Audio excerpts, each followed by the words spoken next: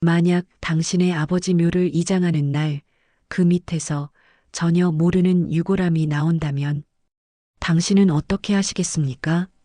오늘 들려드릴 이야기는 평범한 가정의 아들이 아버지의 이장을 위해 묘를 파헤치던 중 발견한 믿기 힘든 가족의 비밀입니다. 김정훈 씨의 이야기를 직접 들어보시죠. 안녕하세요. 제 이름은 김정훈이라고 해요. 올해 42살이고 평범한 회사원입니다. 얼마 전에 저희 가족한테 정말 영화나 소설에서나 볼 법한 일이 벌어졌거든요. 아직도 믿기 힘들지만 제겐 너무나 생생한 현실이었어요. 이야기는 지난 3월부터 시작됩니다. 저희 아버지가 폐암으로 투병하시다가 결국 돌아가셨어요. 아버지는 68세셨고 마지막까지도 산에 묻히고 싶다고 늘 말씀하셨어요. 정훈아, 아버지는 답답한 납골당 말고 산 좋고 물 좋은 곳에 묻어달라. 그래야 바람도 쐬고 새소리도 들을 수 있지 않겠니?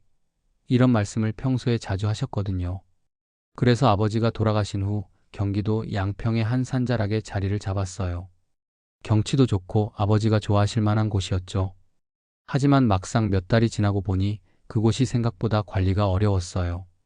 비가 오면 길이 질퍽해지고 제초 작업도 힘들고 어머니가 말씀하시더라고요.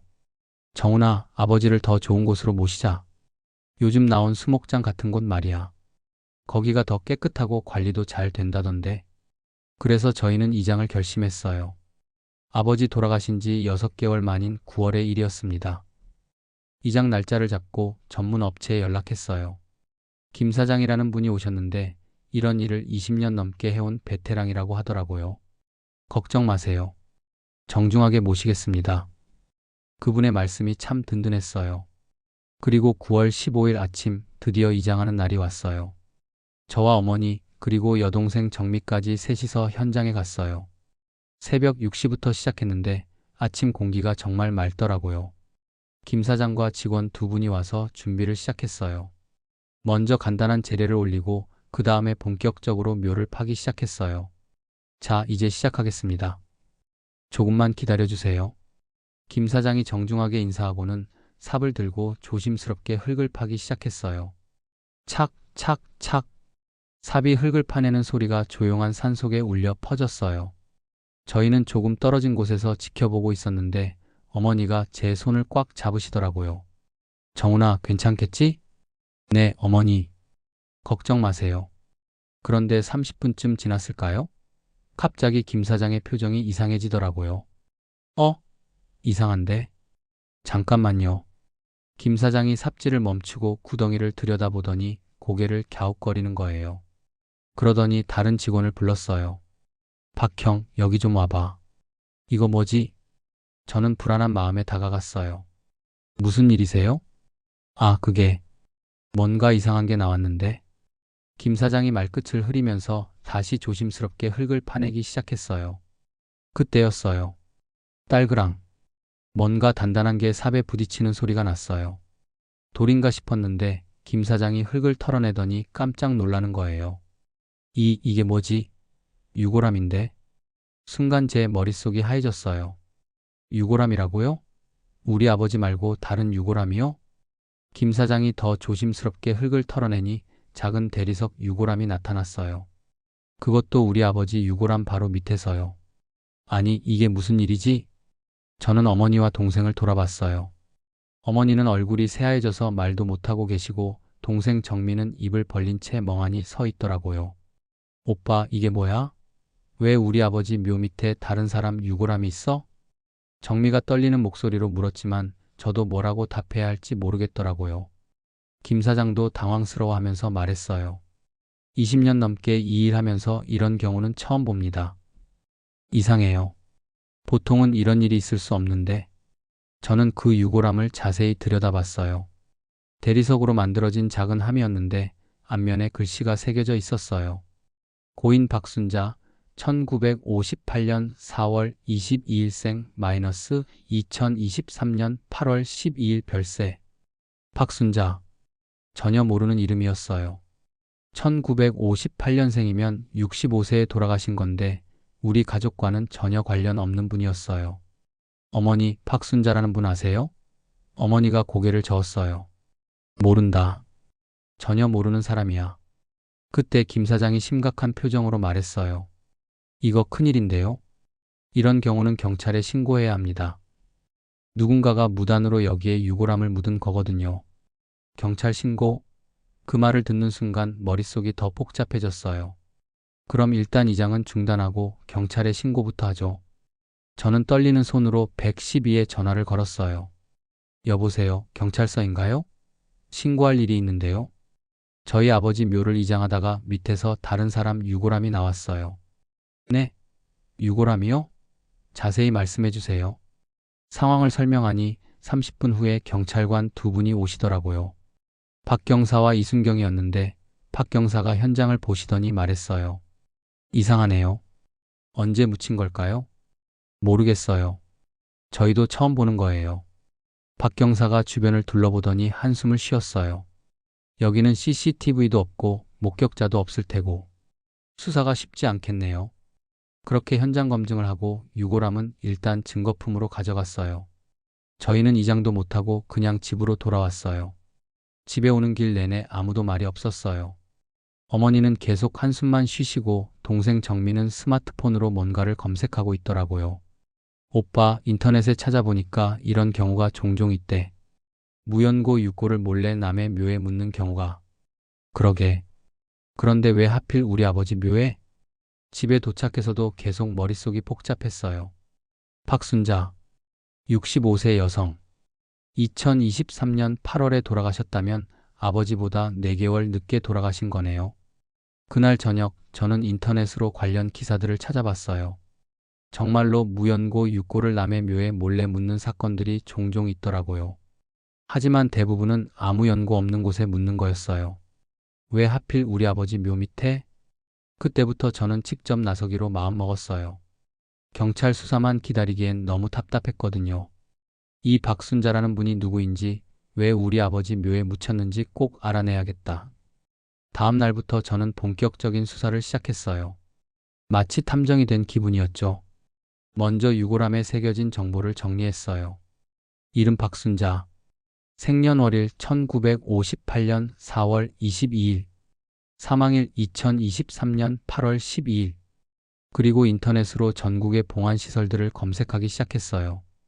혹시 박순자라는 분이 어느 봉안시설에 모셔져 있었는지 알아보려고요. 첫 번째로 전화한 곳은 서울시립승하원이었어요. 안녕하세요. 혹시 박순자라는 분이 거기 모셔져 있나요? 1958년생이고 작년 8월에 돌아가셨는데 죄송합니다만 개인정보라서 확인해 드릴 수 없습니다. 당연한 답변이었죠. 하지만 포기할 수 없었어요. 그 다음엔 경기도 내봉안 시설들에 전화했어요. 화성, 용인, 성남, 수원.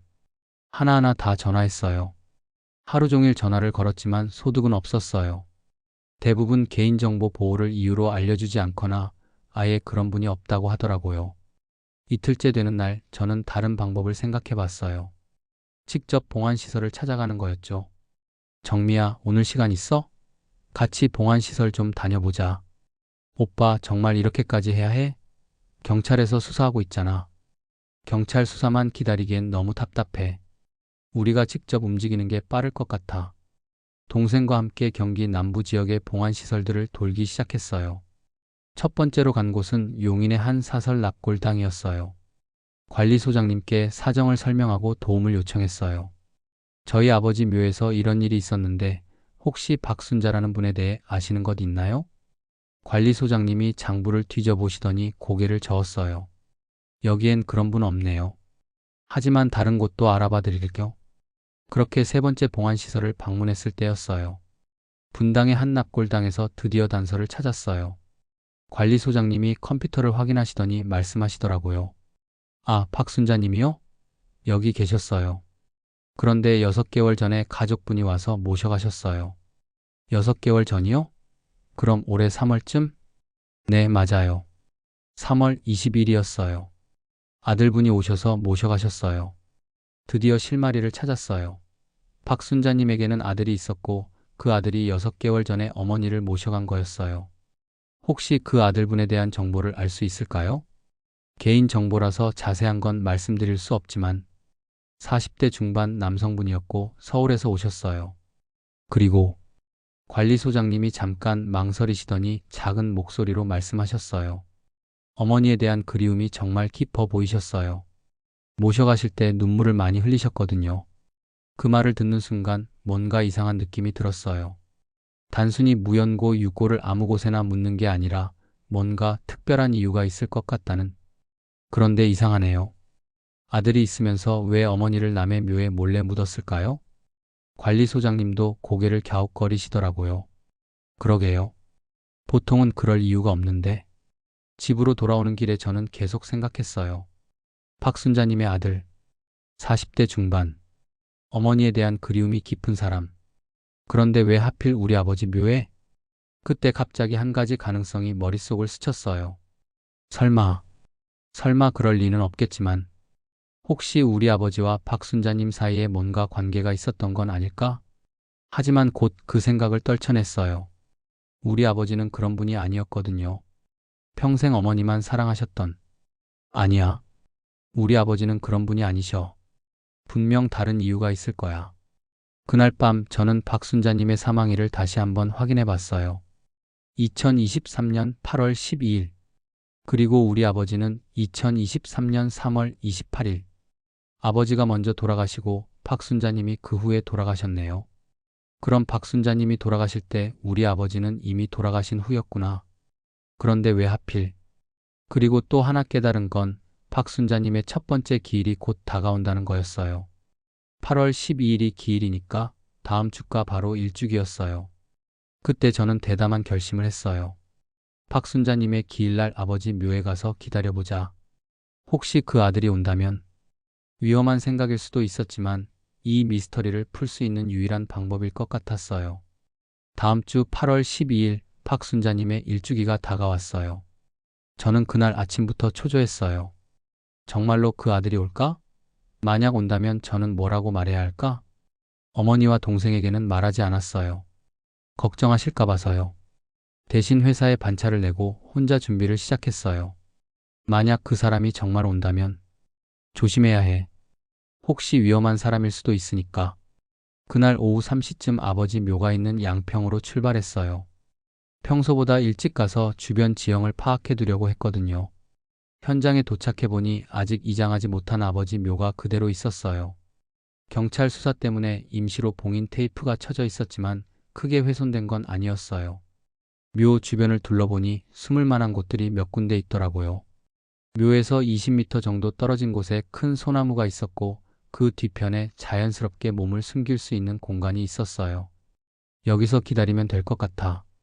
오후 4시부터 본격적으로 숨어서 기다리기 시작했어요. 8월 중순이라 날씨가 무더웠는데 소나무 그늘에 있으니 그나마 견딜만 했어요. 처음 1시간은 그냥 지나갔어요. 산새들 소리만 들리고 가끔 등산객들이 지나갈 뿐이었죠. 5시가 되자 조금씩 불안해지기 시작했어요. 정말 올까? 혹시 내가 잘못 생각한 건 아닐까? 그냥 무연고 육고를 아무 곳에나 묻은 건 아닐까? 6시가 되어도 아무도 오지 않았어요. 다리도 저리고 목도 말랐지만 포기할 수 없었어요. 해가 서쪽으로 기울어지면서 산속이 조금씩 어두워지기 시작했어요. 7시, 7시 30분. 오늘은 안 오나? 내일 다시 와야 하나? 그런 생각이 들 때였어요. 저 멀리서 발걸음 소리가 들렸어요. 자박자박, 자박자박. 등산화를 신고 걷는 소리 같았어요. 그런데 다른 등산객들과는 달리 발걸음이 무겁고 느렸어요. 마치 무거운 마음을 지고 걷는 것 같은. 저는 소나무 뒤에 더 바짝 숨었어요. 심장이 쿵쾅쿵쾅 뛰어서 상대방이 들을까봐 걱정될 정도였어요. 그 사람이 점점 가까워졌어요. 40대 중반으로 보이는 남성이었어요. 키는 178cm 정도의 체격은 보통이었고 검은색 등산복을 입고 있었어요. 그리고 손에는 작은 꽃다발을 들고 있었어요. 저 사람이다. 직감적으로 알 수 있었어요. 저 사람이 바로 박순자님의 아들이구나. 그 남성이 우리 아버지 묘 앞에서 멈춰 섰어요. 그리고 꽃다발을 내려놓더니 무릎을 꿇고 앉았어요. 저는 20m 떨어진 곳에서 지켜보고 있었는데 그 사람의 어깨가 작게 떨리는 게 보였어요. 울고 있는 것 같았어요. 그 사람이 작은 목소리로 뭔가 중얼거리고 있었는데 거리 때문에 정확히 들리지는 않았지만 어머니, 아버지 같은 말들이 들려왔어요. 15분 정도 그렇게 있다가 그 사람이 일어나려고 했어요. 저는 이때가 기회라고 생각했어요. 지금이야. 저는 소나무 뒤에서 나와서 그 사람에게 다가갔어요. 발걸음을 최대한 조용히 했지만 낙엽을 밟는 소리 때문에 들키고 말았어요. 바스락. 그 남성이 갑자기 뒤돌아봤어요. 저와 눈이 마주쳤는데 그 순간 둘 다 얼어붙었어요. 누구세요? 그 사람이 놀란 목소리로 물었어요. 얼굴이 창백해져 있었고 눈은 빨갛게 충혈되어 있었어요. 정말로 울고 있었던 거예요. 저는 이 묘의 아들입니다. 김정훈이라고 해요. 예? 그 사람이 더욱 당황해했어요. 당신이 박순자님의 아들이죠? 6개월 전에 분당 납골당에서 어머니를 모셔가신. 그 순간 그 사람의 얼굴이 확 굳어졌어요. 뭔가 들킨 사람의 표정이었어요.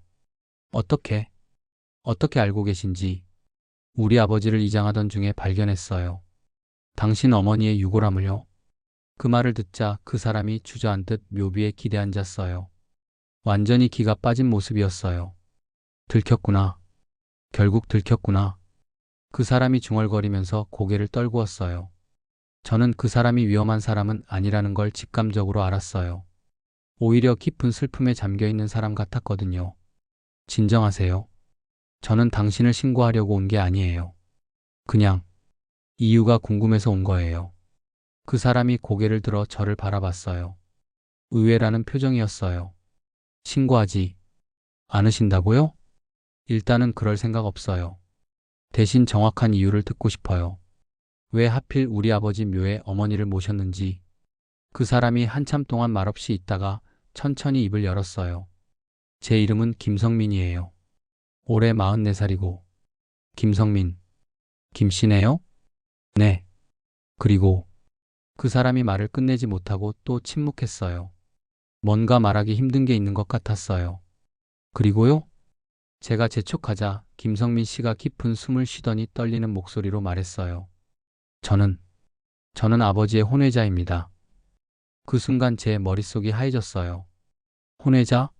우리 아버지? 뭐라고요? 김철수 씨. 당신 아버지 성함이 김철수 맞죠?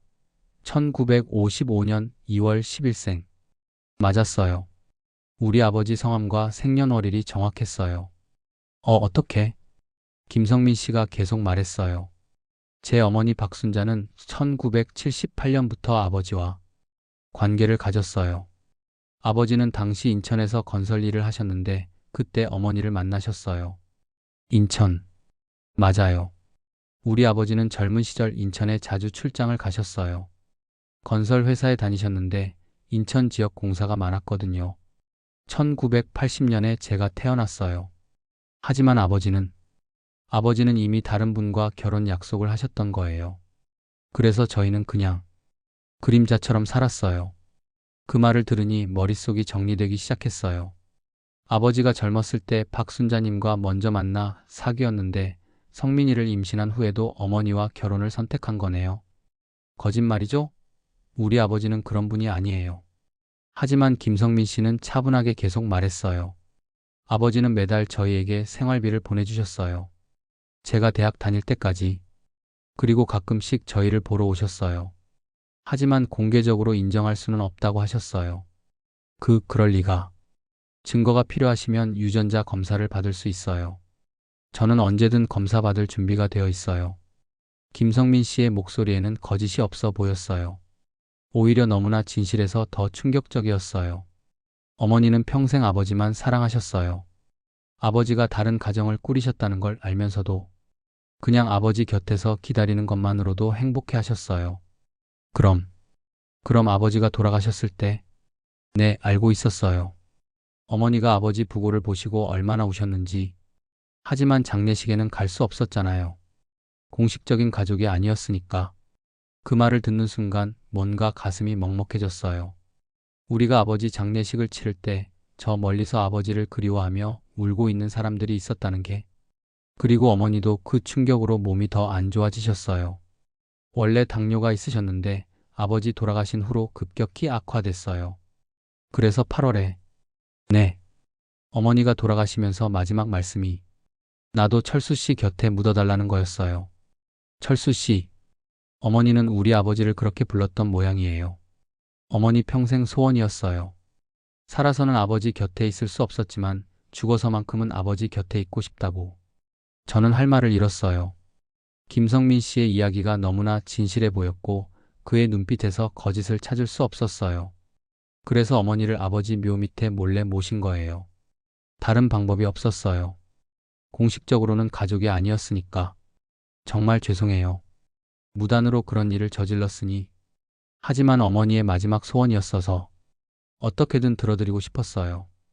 그 순간 저는 복잡한 감정에 휩싸였어요.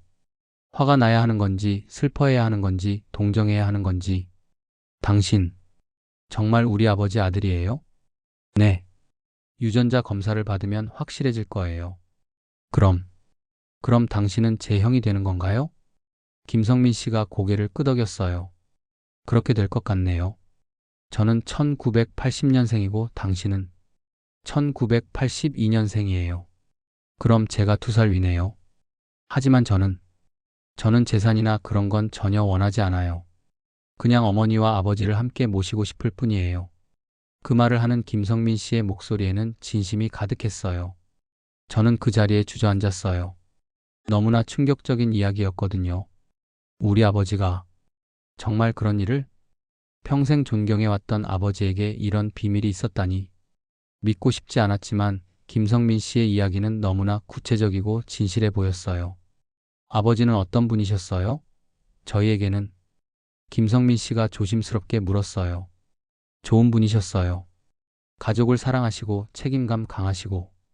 그런데 이런 일이 아버지는 저희에게도 좋은 분이셨어요. 비록 자주 만날 수는 없었지만 올 때마다 저를 예뻐해 주셨고 어머니를 소중히 생각하신다는 걸 알 수 있었어요. 같은 아버지에 대해 이야기하고 있는데 이상하게 마음이 편치 않았어요. 한편으로는 아버지에 대한 실망감도 있었지만 다른 한편으로는 김성민 씨와 그의 어머니에 대한 안타까움도 느껴졌어요. 형이라고 불러도 될까요? 김성민 씨가 깜짝 놀라며 저를 봤어요.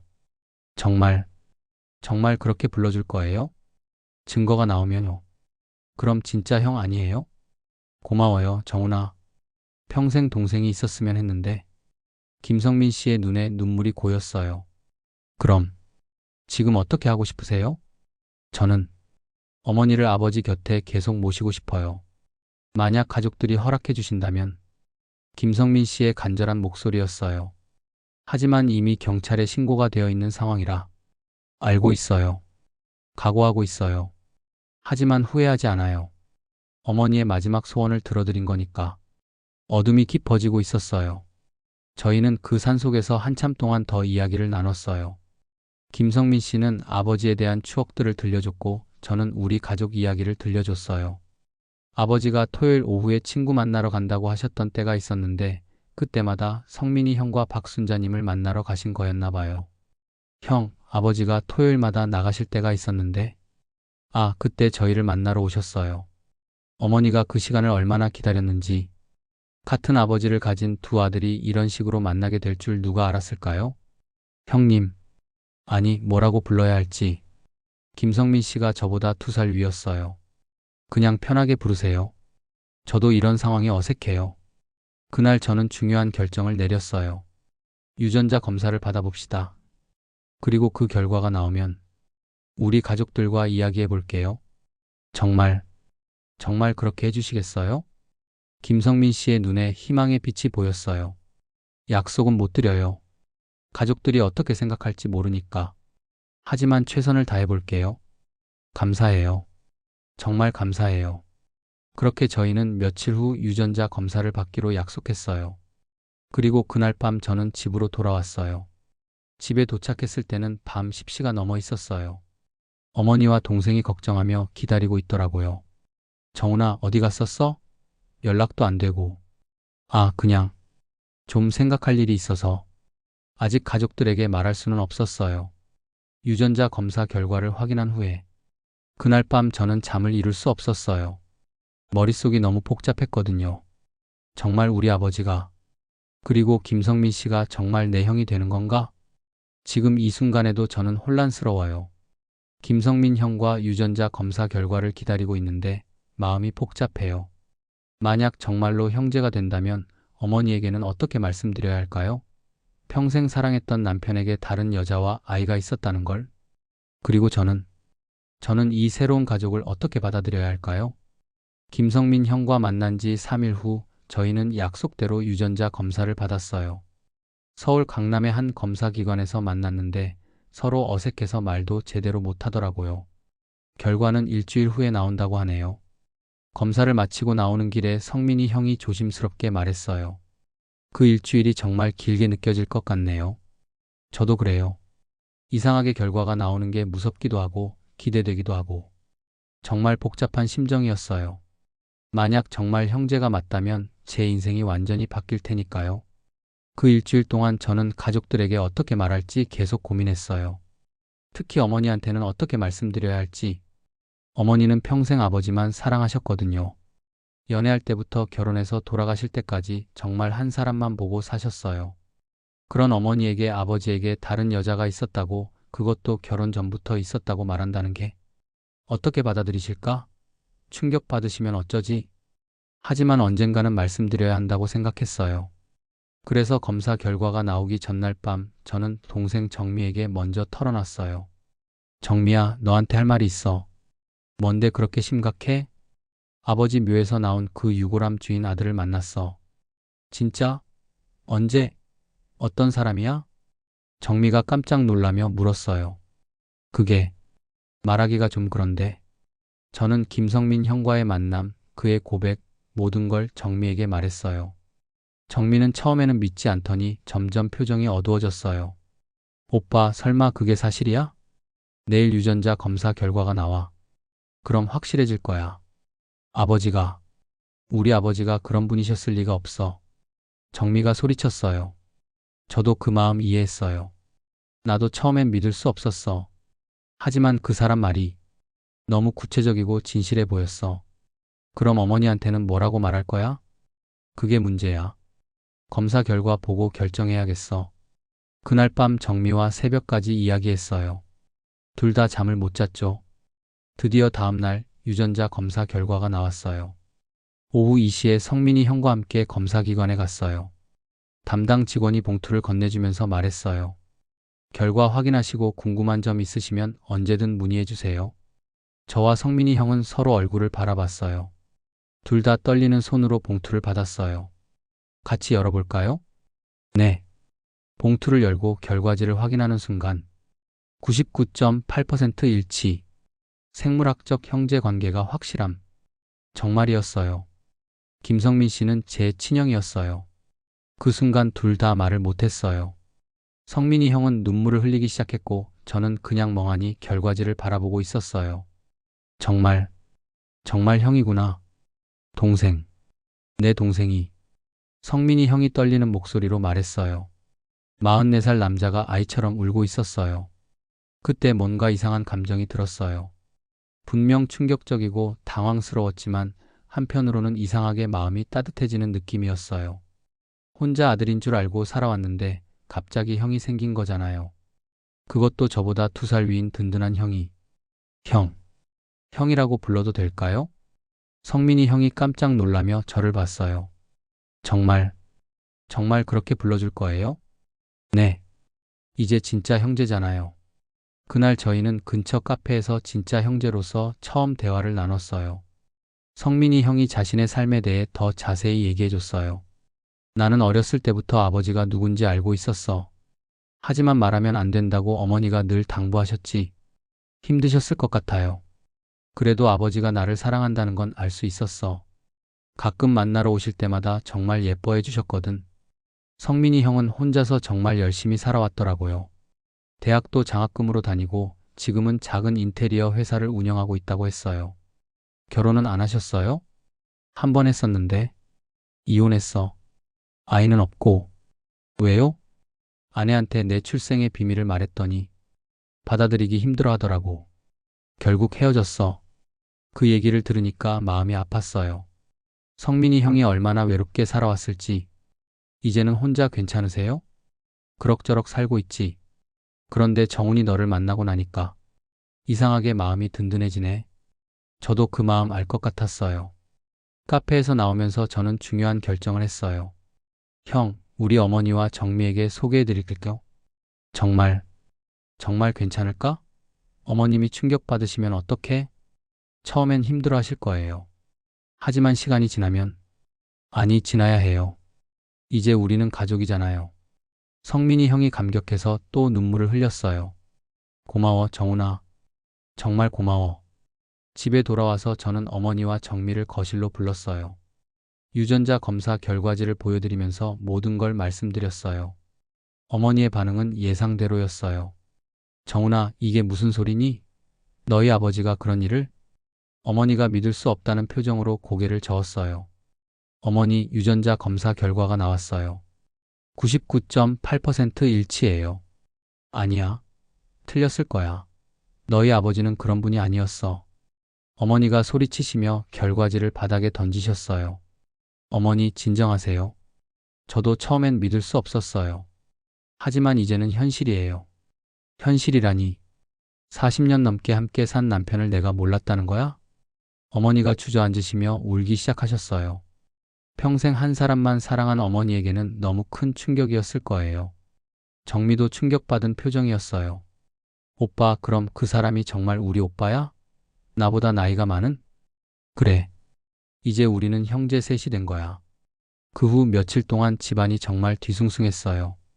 어머니는 방에만 계시고 밥도 제대로 안 드시고 정미도 회사에서 일이 손에 안 잡힌다고 했어요. 저도 마음이 무거웠어요. 성민이 형과는 가족이 되고 싶었지만 어머니가 이렇게 힘들어 하시는 걸 보니까 3일째 되는 날 저는 성민이 형에게 전화했어요. 형, 좀 기다려주세요. 어머니가 많이 충격받으셔서. 괜찮아, 정훈아. 충분히 이해해. 시간을 충분히 드릴게. 성민이 형은 정말 이해심이 많았어요. 그런데 일주일 후 뜻밖의 일이 일어났어요. 어머니가 갑자기 성민이 형을 만나보고 싶다고 하신 거예요. 정훈아, 그 사람. 그 형이라는 사람을 만나보겠다. 정말요, 어머니? 내가 직접 보고 판단하겠어. 정말 철수 아버지 아들인지. 그렇게 일요일 오후 저희 집에서 만남이 이루어졌어요. 성민이 형이 꽃다발을 들고 오셨는데 너무 긴장해서 손이 떨리더라고요. 어머님, 처음 뵙겠습니다. 김성민입니다. 성민이 형이 정중하게 인사하자 어머니가 한참 동안 형을 바라보셨어요. 얼굴이 아버지와 조금 비슷하네. 정말 그랬어요. 성민이 형의 눈매가 아버지와 닮아 있었거든요. 어머니가 성민이 형에게 여러 가지를 물어보셨어요. 철수 아버지가 너희 어머니와 언제부터? 1978년부터였습니다. 제가 태어나기 2년 전부터요. 아버지가 너희를 자주 보러 왔니? 한 달에 한 번 정도 오셨어요. 항상 토요일 오후에. 어머니의 표정이 점점 굳어졌어요. 토요일 오후. 아버지가 가끔 친구 만나러 간다고 하시던 시간이었거든요. 생활비도 주셨나? 네. 매달 통장으로 입금해 주셨어요. 대학 등록금까지. 어머니가 질문을 하실수록 성민이 형의 대답은 더 구체적이고 사실적이었어요. 어머니도 점점 현실을 받아들이시는 것 같았어요. 그럼, 너는 아버지에 대해 어떻게 생각하니? 저는 아버지를 존경해요. 비록 공개적으로 인정받지는 못했지만 저를 사랑해 주셨다는 걸 알 수 있었거든요. 성민이 형의 대답에 어머니가 한참 침묵하셨어요. 그때 어머니가 갑자기 눈물을 흘리기 시작하셨어요. 미안하구나. 어머니, 너한테 미안하다. 아버지를 혼자만 사랑한 줄 알았는데 너희 어머니도 너도 있었구나. 어머니가 성민이 형에게 사과하시는 거예요. 아니에요, 어머님. 어머님은 잘못하신 게 없어요. 아니야. 40년 넘게 아버지와 살면서 전혀 모르고 있었잖니. 너희가 얼마나 힘들었을까? 그 순간 정미가 갑자기 성민이 형에게 다가가더니 말했어요. 오빠, 이제 정말 우리 가족이 된 건가요? 그래. 그렇게 되는 것 같네. 좋아요. 이제 진짜 오빠가 둘이나 생겼네요. 정미가 환하게 웃었어요. 성민이 형이 정미보다 2살 위이니까 정미에게는 큰오빠가 생긴 셈이었죠. 그 웃음을 보니 저도 마음이 한결 가벼워졌어요. 그날부터 성민이 형은 정말 우리 가족이 되었어요. 처음엔 어색했지만 시간이 지나면서 점점 자연스러워졌어요. 성민이 형은 정말 좋은 사람이었어요. 어머니께 정말 효도하려고 애쓰시고 정미에게는 든든한 큰오빠가 되어주고 저에게는 평생 없던 형이 되어주었어요. 어머니가 박순자님에 대해서도 말씀하셨어요. 그분도 철수 아버지를 정말 사랑했나 보구나. 네, 어머님. 평생 아버지만 사랑하셨어요. 그럼 이제 그분을 아버지 곁에 모시자. 그게 맞는 것 같다. 어머니의 그 말에 성민이 형이 펑펑 울었어요. 어머님, 정말 감사해요. 2주 후 저희는 박순자님을 아버지 곁에 정식으로 모셨어요. 이번엔 경찰 조사도 끝나고 가족들이 모두 동의한 상황이었거든요. 그날 성민이 형이 어머니 묘 앞에서 말했어요. 어머니, 이제 아버지 곁에서 편안히 쉬세요. 그리고 저에게 동생들을 만들어주셔서 고마워요. 저도 박순자님께 인사드렸어요. 어머님, 이제 저희가 성민이 형을 잘 돌보겠습니다. 걱정 마세요. 정미도 박순자님께 인사했어요. 할머님, 제게 좋은 오빠 만들어주셔서 감사해요. 지금은 성민이 형과 정말 가까워졌어요. 일주일에 한 번은 꼭 만나고 명절 때는 함께 차례도 지내요. 어머니도 성민이 형을 친아들처럼 대해주세요. 처음엔 힘들어 하셨지만 이제는 성민이가 없으면 안 된다고 말씀하실 정도예요. 정민은 큰오빠가 생긴 게 너무 좋다고 해요. 저보다 훨씬 든든하다면서요. 이제 오빠가 둘이나 있으니까 든든해. 특히 성민이 오빠는 나이도 많고 사업도 하시니까 정말 의지가 돼. 그리고 아버지에 대한 생각도 많이 바뀌었어요. 처음엔 실망하고 화가 났지만 이제는 아버지도 한 명의 인간이었구나 하는 생각이 들어요.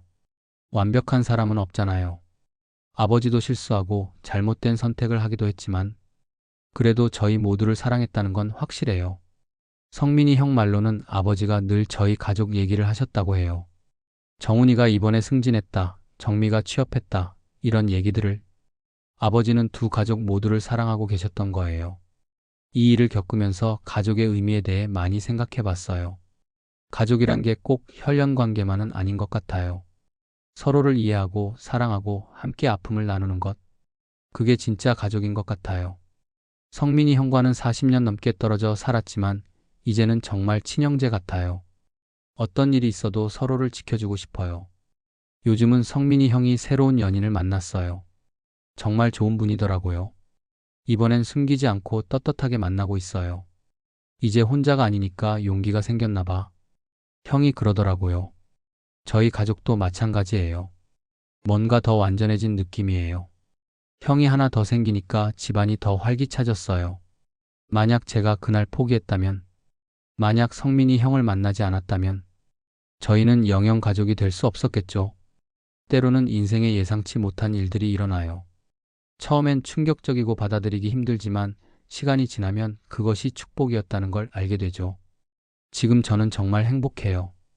혼자 아들이었던 제게 형이 생겼고 어머니에게는 또 다른 아들이 생겼고 정미에게는 든든한 큰오빠가 생겼어요. 그리고 아버지는 하늘에서 저희가 이렇게 화목하게 지내는 걸 보시고 기뻐하실 것 같아요. 여러분 중에도 혹시 비슷한 상황을 겪고 계신 분이 있다면 처음엔 힘들겠지만 포기하지 마세요. 시간이 해결해 주는 것들이 있어요. 그리고 가족이란 건 혈연을 넘어서는 더 큰 사랑이 있다는 걸 믿으세요. 저희처럼 행복해질 수 있을 거예요. 정훈 씨의 이야기를 들으며 우리는 가족의 진짜 의미에 대해 깊이 생각해 보게 됩니다. 완벽하지 않은 사람들로 이루어진 가족, 때로는 상처를 주기도 하고 실망시키기도 하는 가족. 하지만 그 모든 것을 넘어서는 사랑과 이해가 있다면 우리는 더 큰 행복을 찾을 수 있을 것입니다. 혈연이 가족의 전부는 아닙니다. 서로를 받아들이고 함께 아픔을 나누며 진심으로 사랑할 때, 그때 우리는 진짜 가족이 됩니다. 정훈 씨 가족처럼 예상치 못한 시련이 오히려 더 큰 축복이 될 수 있다는 것을 우리는 배웁니다. 용기를 내어 마음을 열고 시간을 두고 기다릴 줄 안다면 우리 모두는 더 완전한 사랑, 더 따뜻한 가족을 만들어갈 수 있을 것입니다. 여러분의 따뜻한 경험담과 지혜로운 조언을 나누어 주시기 바랍니다. 오늘의 실화 사연이 재미있으셨다면 구독과 좋아요, 알림 설정 부탁드립니다. 다양한 실화 사연들을 보다 빨리 들으실 수 있습니다. 오늘도 은빛다락방을 찾아주셔서 감사합니다.